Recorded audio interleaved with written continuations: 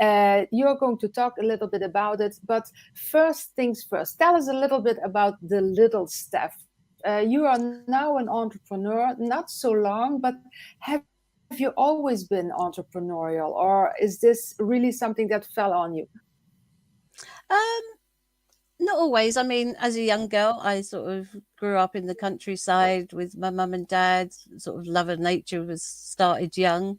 Then you sort of leave school, start a job, and the company that I still work for in my corporate world for, I started working 1992. So I've been working there 30 years, which is, and I just rolled along into the corporate world. I started out as an admin assistant back in 92, worked my way up to, in 2007, I was company secretary of a large division of a PLC looking after 50 plus companies. So that was it just sort of evolved, that sort of corporate job.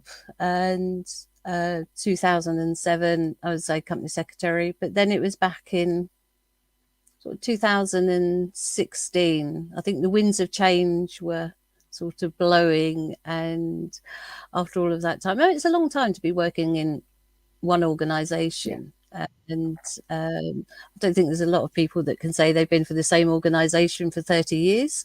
No. Since they don't, and I think that's when that would have been 16, so I was 45. And funny enough, I did a coaching course with work. And it started me thinking, not about how coaching at work and doing my job, but actually started a lot of inquiries about myself. And at the same time, that was when the menopause was starting. So I was starting in the perimenopause phase. I mean, 45 is still quite young. I actually went the point of menopause 3 years ago. So I've been 3 years now postmenopausal, but it was quite a journey. So going, and that is, it started me thinking on an inner journey very much about the corporate job. I loved it. I was a workaholic. I lived and breathed the company. I mean, me and my husband worked for the same company, so you couldn't get away from it. And you'd work all hours, long meetings, overtime, weekends, but then I don't know, just something was, suddenly thinking, is this it? Thinking, and I was suddenly starting to think I was on a treadmill. I think, no, do I want to get off of this treadmill? And I think that was where it was, my mind was starting to, okay, what else is there? And it was about 2016, I started discovering the wonderful world of herbs and started trying to help my husband actually on a couple of issues. It's like with his cholesterol and things like that. So I came across hawthorn, which is really great. And I started gathering it. And then I started to look what more I could do with it. And then I started looking a bit more into other different herbs. And then it's like, yeah, okay. But at the same time, I was also going through a hell of a lot of stress with our company. We was doing major takeovers. We were struggling financially as a PLC. We went through administration. So you can imagine all of that stress and strain. Everything came together. And then got to sort of 2018, I sort of had my first breakdown. Yeah. It was just too much. And at the time, you was thinking, I was going through a lot of the stress we were. I mean, it's a lot to be going through. We were constantly firefighting, banks after us all of the time. You're constantly trying to cut costs. You have no help or support. You're working all hours. So it's no wonder you suddenly find like the stress and it just becomes too much. But actually, when I look back now, the menopause was having a big impact on that, especially with the likes of brain fog. Yes. Really, it's like brain fog, especially you're trying to concentrate on your job, which can be stressful, high powered, requires a lot of sort of thought and working on. If you're suddenly sitting there, or you're in a meeting and you're suddenly going, what the hell? You can't even think. But you think it's stress, but actually when you look at it, it's a big part of the menopause is the brain fog. So actually you've got the stress and you've got the brain fog with the menopause. It's like, well, it's no wonder. It's putting the two together is but that's only just sort of one angle of it, of going through with the stress of it. So I had one breakdown, but also through that time. If I may interrupt a little bit, isn't that something that is fairly common today? Because a lot of women, we talked about it in several other of these conversations, that women over 40 start thinking differently. They start thinking, reflecting, is this it? Then we go to perimenopause, to menopause, but at the same time, life gets heavier. We get more responsibilities. Sometimes the women become those sandwich generations, that they maybe already have grandchildren, they still have parents to look after too, so and in their work, because it gets more and more experimented, more and more experience, they get more asked of, so everything comes together, and then menopause also hits. So how did you differentiate it for yourself? Because you say you had the breakdown, but how did you, or when is maybe a better question, when did you see, okay, I have to shift this? These are two separate things. This is menopause that is influencing me, and this is the stress from our company. Or it wasn't that something that you didn't, that you couldn't see? It took me a long time to actually differentiate and pull the two together. And actually, you're quite right, because we have a lot of pressure on us when we are women that we get into, say, our mid-40s. We're climbing up the ladder. We've reached those positions of headier heights. We've got more stress on us, a lot more challenges, but also as well, you do have the challenges with maybe elderly parents. I had that with my mum as well, dealing with an elderly mum who had quite a lot of health issues. She sadly passed away in 2020, just before the lockdown. But she had quite a number of health, so we was backwards and forwards looking after her, especially the year before she died, and that we was backwards and forwards to the hospital because she was in and out there sort of monthly basis. So plus also you're trying to work, your company's being sold, and you have the menopause as well that's kicking its butt around you. So it's you feel like you're in the tumble dryer or washing machine that's going round and round, and you come out bedraggled. But at the time you just think, oh, it's just the stress that I'm going through. And it was only when I got to a point last year that I had another breakdown in last year. It's just enough. But I just needed that time to process. I needed to get away from everything, away from the work, just be me. I mean, I went to the doctor and the first thing they did was put me on antidepressants. Which I didn't take because I knew antidepressants was not the answer. I needed time. And that's what we sometimes need to give ourselves. And it was when I had that time that I could actually think. I started putting all the pieces of the jigsaw puzzle together and working back over the past 5 years, and then thinking, yes, I had the stress, but then the stress was compounded because I was having the brain fog. I had the poor concentration. My sleep was disrupted. And I was suddenly thinking, yeah, all the roads were leading to Rome. It was like one of those aha moments. And And how did that turn into the amethyst sage? Who is amethyst sage? That's the witch in me. Tell us about the witch in you. I think this goes back to going back to when I was saying I started a coaching course back in 2016, and that was again about discovering me and discovering who I was. And I'd never been sort of religious or anything like that. Family weren't or anywhere, but I'd always been sort of drawn to stories of witches and wizards and spells and things like that.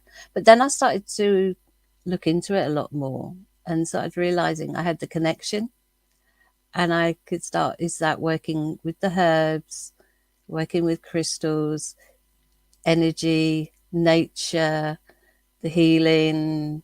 And it was like, that's the witch in me that's coming out. And by then when I connected that, I realized like it goes back to like my gran and further in my family. So I was like allowing the witch out, because it goes back to our traditional wisdom. Our healers of years gone by were the witches, who were the community herbalists and things like that. So that's the 𝗟𝗏𝗃𝗃𝗗𝗃, the witch in me. Wonderful. I like to say it's like she guides me on the path of our ancestors. Okay. And how did you discover that you needed a change in diet? I don't want to call it diet, but you started mixing herbs, using crystals. How did you feel that relief, and how did you get to that? How did you discover that? I suppose I'd always had a connection, but I was just sort of reconnecting, I suppose is a way I'd like to call it. And always had that veer towards more natural, sort of holistic approach. Because if we have conventional medicine, quite often they will just give you a pill, or it's just like sticking plaster onto it. But when you connect to the plant, that's where you get the real healing. And it keeps getting to the root cause of it. And that's why I got so into herbalism that I started a level 3 diploma in herbal medicine, all while I was still going through a stressful job and everything else. So just to add to the pressure, like. Yeah. So I started that in 2017, and I qualified in 2019 with a distinction. And then I also looked into the bark flower remedies, which work on the vibrational element as well. So I then did a diploma in the bark flower remedies, still working, because I think there's just such a lovely fit with working with herbs, that they help you so much on an emotional level. And I found them really helpful for me during my menopause, because a lot of the areas that I suffered with menopause was with anxiety and depression. It's very much on the mental area. I mean, I'd have the anxiety one day and then flip to the depression the next day, where I'd go from worrying too much and constantly planning, thinking, worry, worst case scenario, to going, I couldn't give a toss. It's just, I don't care about anything. So you'd be going from one to the other. It's very much very emotional also, I think. Very emotional as well. Which is why I think where the menopause is, we go very much on an inner journey. Reflecting now, and I've got to that point where I really can reflect on my menopause journey now.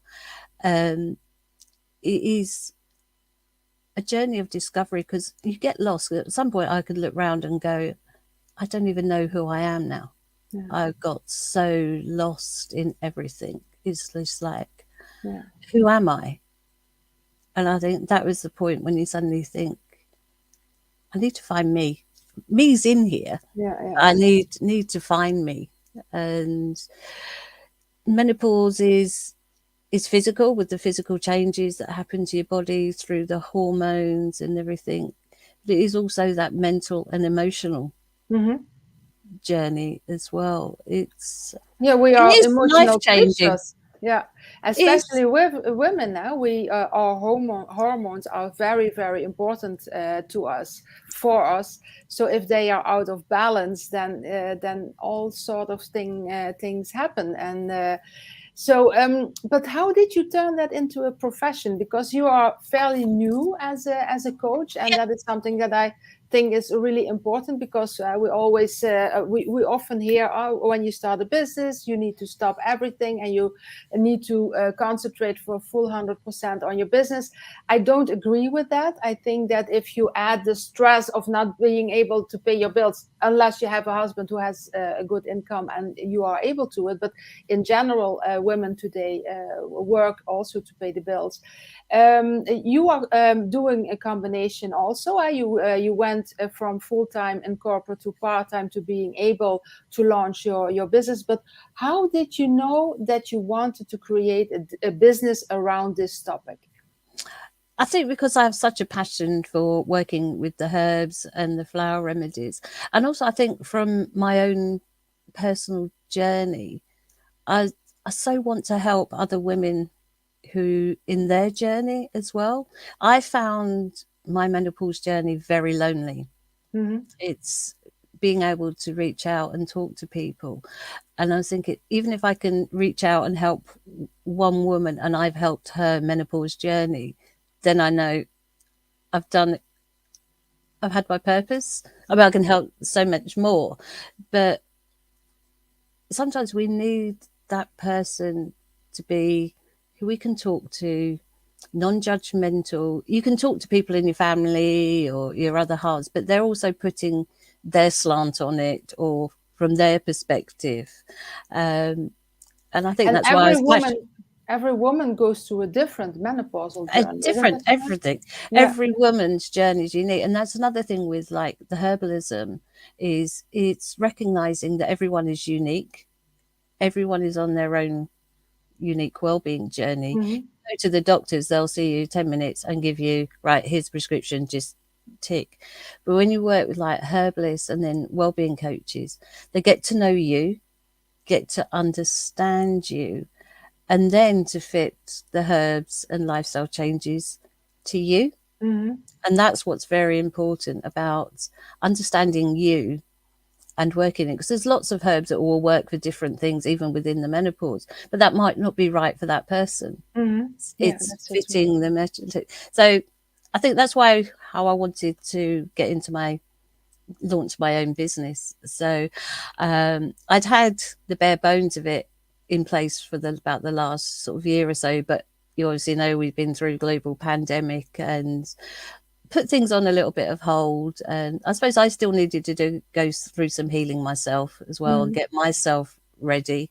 And it got to this year that I went, I'm ready. And I approached my bosses and said, look, I want to go down to 3. And we discussed it with my husband as well. And we sort of did the maths and computation. But financially, we couldn't do it where I could just totally give up.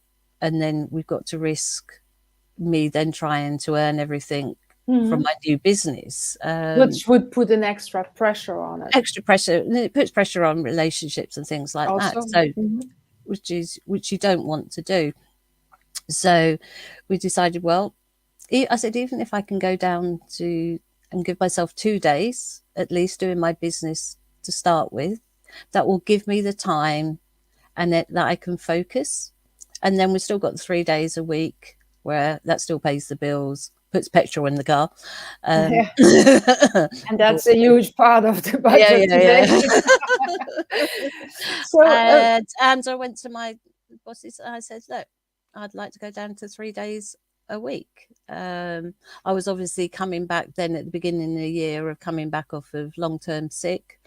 So I went, look, this has been off, give me time to reflect. And also as well, if I knew that I stayed there for 5 days a week, I think I just couldn't face working in the corporate world 5 days a week.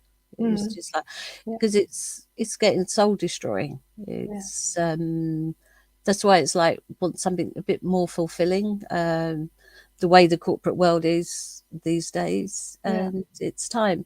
And getting back, and they said, well, yes, you can. So they said you can start from the beginning of June. So from the beginning of June, I've gone down to 3 days a week, and now I've got the 2 days a week that's for me and my business, and I'm started to getting it up and running. So yeah, it's possible to do both. And also as well, having that little bit of financial security through staying in my corporate job. Yeah. And I was quite lucky that I've been able to stay there and not leave and then go and get another part-time job. Yes. It still gives me that security, but it also means that I can focus on my business for the real reasons, because I'm passionate about it, and it takes that pressure off of I've got to drive my well-being business to pay the bills. I can drive my well-being business because I want to help people. Yeah. And are you working solely online, or are you working belly to belly? How does that work? I do it online. It's another thing as well, is sort of considering it until I get with a lot more clients, and it may be that I can do them face to face, but that would only be locally to where I am. You've also got additional costs then of having a space to be able to meet face to face. But online, it's become a lot more acceptable to have these conversations and consultations online, but also it opens you up to a whole load of more people than you would just have if you just had a little consulting room in your town where you are. It opens up the possibilities. I think that's one thing that we've got, that the thankful for COVID, that it's actually enabling that a lot more now. They've become a lot more. The world becomes a lot smaller this way. Yeah, and it's opened it up a lot more, I think. And that helps also as well, keeps costs down when you're starting out in any business. The more, if you've got your own space where you could do it, it'd be nice to meet sort of face to face. But you've got to think about overhead costs, about renting that space, electric, gas, as we all know, which is all skyrocketing.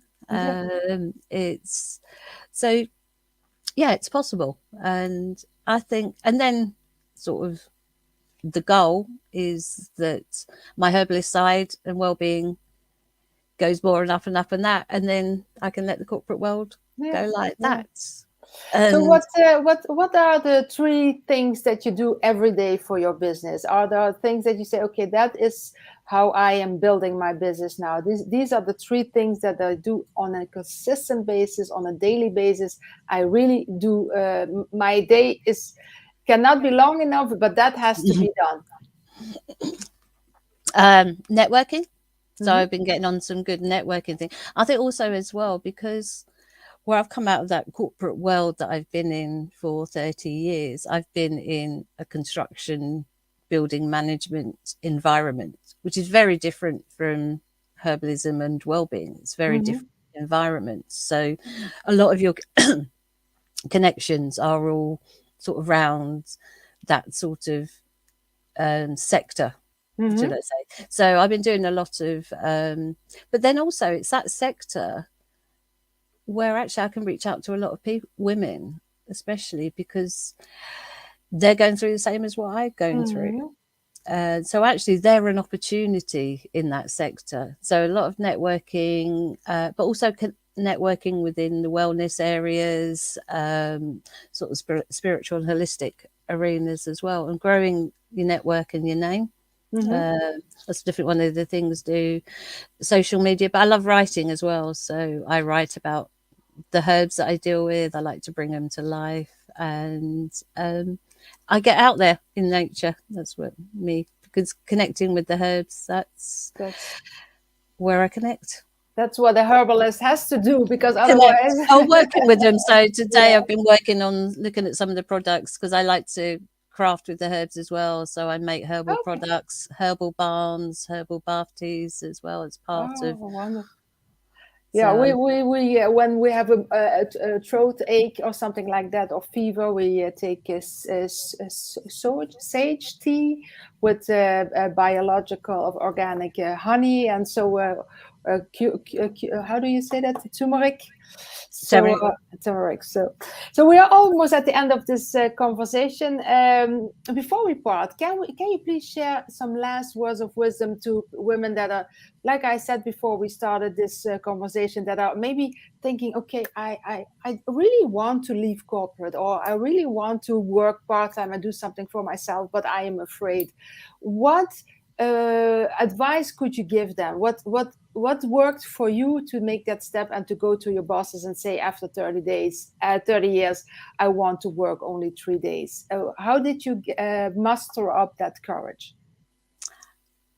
I think because if there's something that you believe in and you're passionate, and I think if you want to set something up of yourself, go with what you're passionate about, because then that's where you'll be success. Is go with your passions, but also don't be scared. Just have the courage to do it. It's like that. Take that leap of faith. And I have on my Facebook is, but what if I fall? But oh, my darling, what if you fly? Yeah. And I think that's a great way to end it. Yeah, that's beautiful. That's beautiful. Where can people reach out to you if they want to talk more about this, or if they want to see how you can help them? I've got a website, and what I'll do is I'll post my link tree into the Facebook. After this, I will I'm just, if we are doing it, let's have a look. Yeah, we can do that afterwards. There's no problem. Yeah, so I will post my link tree, which has the links to my website, Etsy shop. You can contact me for a free 15-minute introductory call where I can let you know more about working with herbs with me as a herbalist and how I may help you on your well-being journey. Wonderful.